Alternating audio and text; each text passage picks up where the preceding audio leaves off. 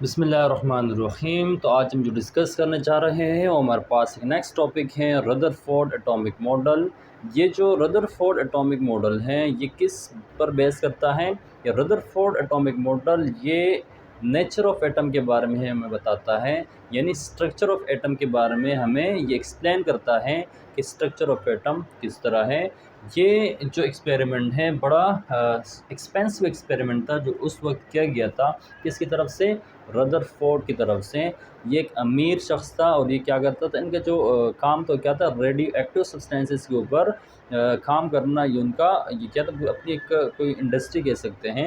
ये radio active isotopes हमारे पास है, जो रेडियो एक्टिव सब्सटेंसेस हैं उसके ऊपर क्या करता था, डील करता था। तो ये एक्सपेरिमेंट वो कर पाया 1911 के अंदर। 1911 के अंदर उसने एक्सपेरिमेंट परफॉर्म किया, ठीक है, रदरफोर्ड ने। इस एक्सपेरिमेंट्स ने उसे इसने इस एक्सपेरिमेंट से उसने हमें क्या बताया, स्ट्रक्चर ऑफ एटम के बारे में या नेचर ऑफ एटम के बारे में उसने एक्सप्लेन किया। इस एक्सपेरिमेंट के अंदर उसने क्या लिया, एक रेडियो एक्टिव सब्सटेंस, इसका नाम क्या है, पोलोनियम। पोलोनियम क्या है? इसमें से जो पार्टिकल, यानी एक सोर्स है किस चीज़ का, अल्फा पार्टिकल्स का। अल्फा पार्टिकल क्या है? जब हीलियम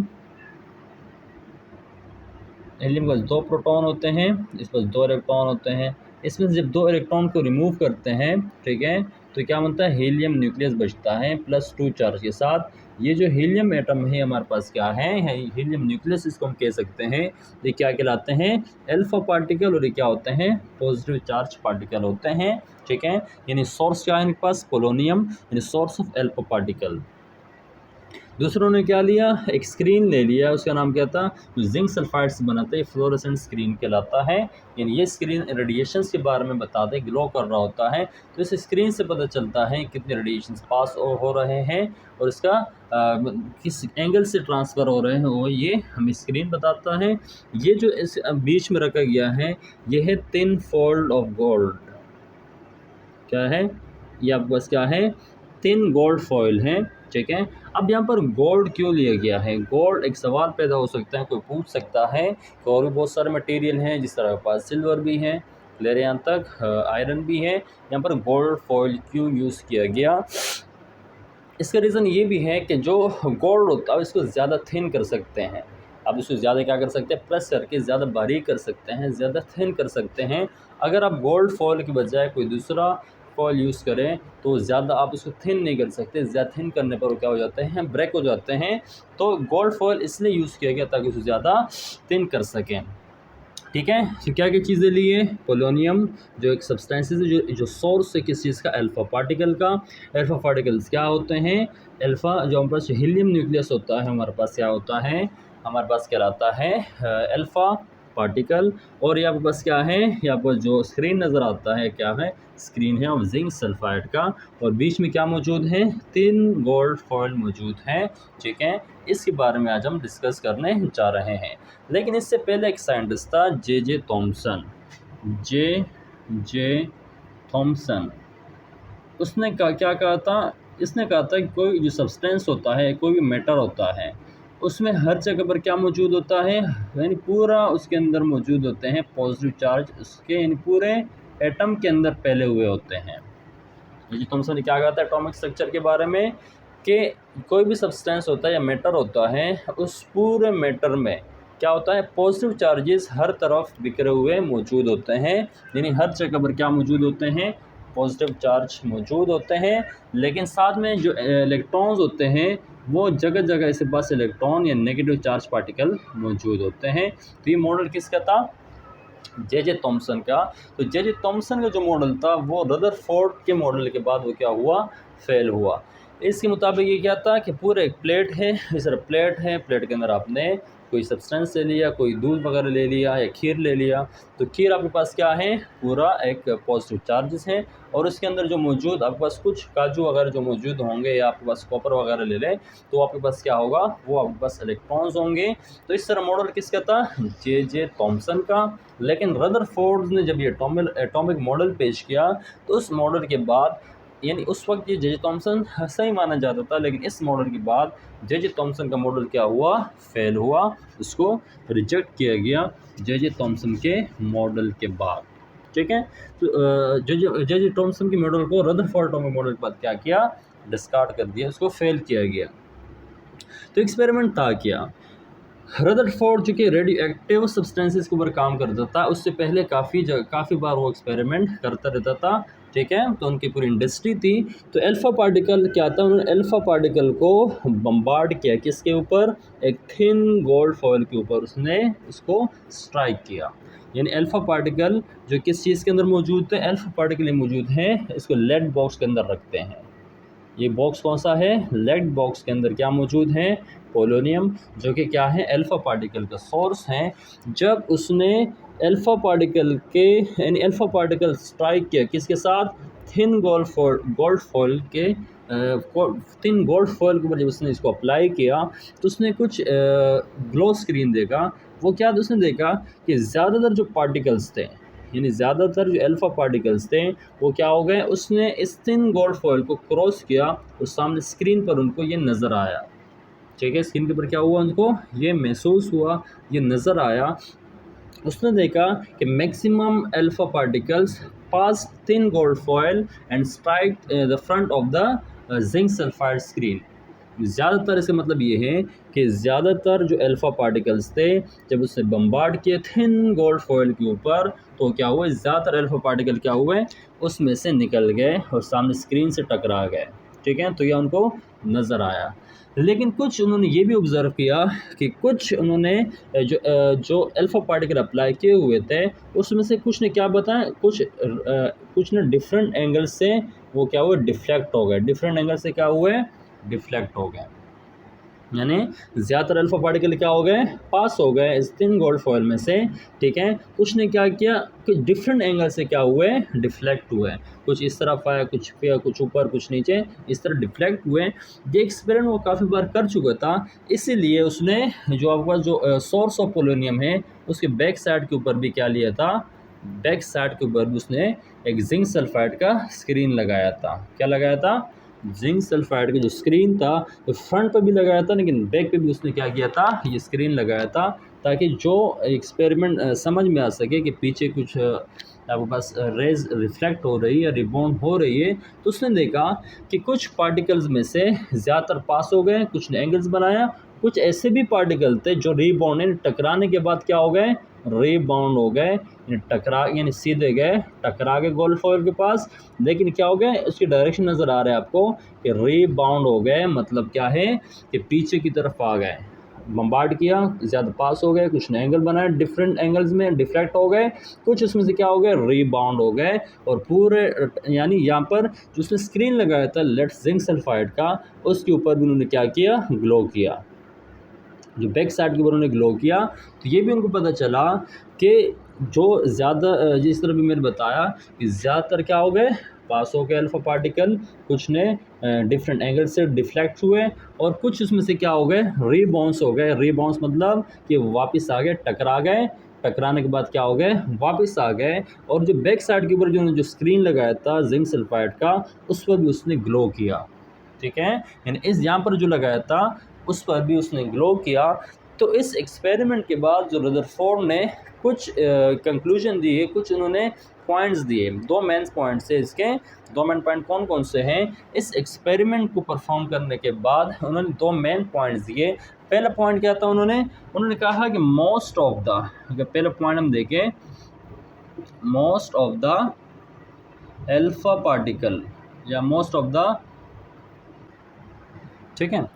तो इसने क्या कंक्लूड किया कि most of the portion of the atom is empty. उसने क्या कहा कि ज़्यादातर जो एटम का जो पोर्शन है वो क्या है, एम्प्टी है, खाली है। Very few alpha particles rebound, so it means it is the hardest portion of atom and the positive charge is concentrated called nucleus। Clear है यहाँ तक। यानी जब उसने अल्फा रेस को यहाँ से इस पर स्ट्राइक किया तो उसने क्या देखा कि ज़्यादातर जो रेस यहाँ से क्या हो गए, पास हो गए, कुछ रेज उन्होंने क्या किया, यानी न्यूक्लियस से टकरा के डिफ्लेक्ट हो गए, और कुछ क्या हो गए, कुछ टकरा के बिल्कुल सीधे रीबाउंड हो गए, सीधे क्या हो गए, रीबाउंड हो गए। अब उन्होंने देखा, इन्होंने कंक्लूड किया कि ज़्यादातर जो एटम का जो पोर्शन है वो क्या है, एम्प्टी है। क्या है, एम्प्टी है, लेकिन उसके सेंटर के अंदर एक कंसंट्रेटेड मास मौजूद है जो कि किस चीज़ के ऊपर मुश्तमिल है, पॉजिटिव चार्ज के ऊपर मुश्तमिल है। अब यहाँ पर अल्फ़ा पार्टिकल रिबाउंस क्यों हुए, क्योंकि इसके पास न्यूक्लियस के अंदर कौन सा है, पॉजिटिव चार्ज है, और हीलियम में बेटा ऊपर क्या है, अल्फ़ा पार्टिकल के पास क्या है, पॉजिटिव चार्ज है। इसलिए पॉजिटिव एक दूसरे को क्या करते हैं, रिफ्लेक्ट करते हैं, ठीक है, दूर भगाते हैं। तो इसलिए क्या हो गया, रीबाउंड हो गए। तो इन्होंने कंक्लूड किया कि एटम का ज़्यादातर जो पोर्शन होता है वो क्या होता है, एम्प्टी होता है, और सेंटर के अंदर कंसंट्रेटेड मास मौजूद हैं। और उस सेंटर को उसने क्या नाम दिया, इस सेंटर को उसने नाम दिया न्यूक्लियस का नाम दिया। और इस न्यूक्लियस के अंदर ही कंसंट्रेटेड मास हैं, जिस यहाँ पर इसलिए क्या आ गया, यहाँ पर क्या मौजूद हैं, पॉजिटिव चार्जेस इस न्यूक्लियस के अंदर मौजूद है।